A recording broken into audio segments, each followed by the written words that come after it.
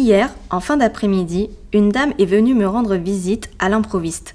Elle est arrivée, très essoufflée, d'avoir grimpé mes 6 étages avec une petite valise à la main. Voulait-elle me vendre du linge de maison ou me placer une assurance sur la vie ?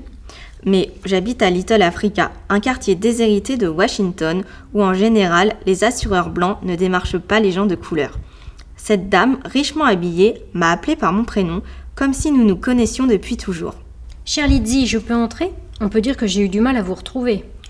Par courtoisie, et vu que depuis la mort de Luther, mon mari, je n'ai même pas un chien à qui parler, je lui ai dit « Entrez donc boire un café ou une limonade bien fraîche, si vous préférez par cette chaleur. » Elle a enlevé son chapeau, s'est assise sur le canapé du salon, a posé sa petite valise à ses pieds. « Je ne prendrai rien, merci, chère Lydie. Je suis si contente de vous retrouver enfin. Je craignais que... Mais vous avez l'air en forme, vraiment, dites-moi.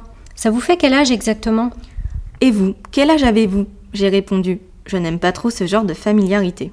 Elle a ri en s'éventant avec son chapeau. Je me suis assise en face d'elle dans mon rocking chair. Je m'appelle Helen Williams, je collectionne les poupées noires, vous savez, chère Lydie, les poupées faites à la main par les esclaves des plantations. Vous voyez ? Vous êtes bien la fille d'Abigail Burlington qui fabriquait des poupées ? Oui, je suis sa fille, mais comment le savez-vous ? Eh bien, c'est Dolly, ma bonne, qui m'a parlé de vous. Elle fréquente la même église que vous à Vermont Avenue. Le pasteur a bien voulu me donner votre adresse. Ça fait longtemps que j'avais envie de vous voir pour parler de votre mère. Comment elle a commencé à faire ses poupées, dans quel but, tout ça enfin. Bon, si c'est votre idée, mais je me demande bien qui ça pourrait intéresser. Elle ne m'écoutait plus. Elle a fouillé dans sa valise et en a sorti une poupée de chiffon au visage de lune noire avec 2 boutons de nacre à la place des yeux. L'ensemble était si défraîchi et abîmé qu'on aurait dit un jouet ramassé dans une poubelle. Alors, ma chère Lydie ? Alors quoi, Madame Williams ? Regardez bien, vous ne la reconnaissez pas ?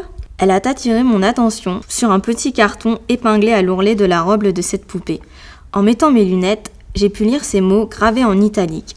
Abigail Burlington, provenance, état de Virginie. J'étais stupéfaite. Ma mère, Abigail, ne savait ni lire ni écrire. Soudain, à son collier de perles bleues et surtout à l'absence d'un bras, j'ai reconnu Blue Pearl, ma poupée manchotte. Je n'en croyais pas mes yeux. C'était Blue Pearl, la poupée que ma mère avait cousue pour l'anniversaire de mes 10 ans. Tous les souvenirs de mon enfance me sont remontés à l'esprit et malgré mon vieil âge, l'émotion m'a envahi. La gorge serrée, j'ai dit « Blue Pearl, c'est le nom que je lui avais donné à cause de son collier de perles bleues. Mais comment ma poupée se trouve-t-elle en votre possession ?» Par hasard, je l'ai achetée au marché aux puces de Washington. Elle est parfaite. Regardez un peu la beauté du travail. Les points de couture si fins, points de chaînette, points coulés, points de feston. Elle est parfaite. Elle n'a plus qu'un seul bras, je me demande pourquoi. Vous le savez sans doute, chère Lydie, n'est-ce pas ? Non, oui, enfin, c'est de l'histoire ancienne. J'ai pas envie d'en parler. Surtout à une étrangère, sans vouloir vous vexer.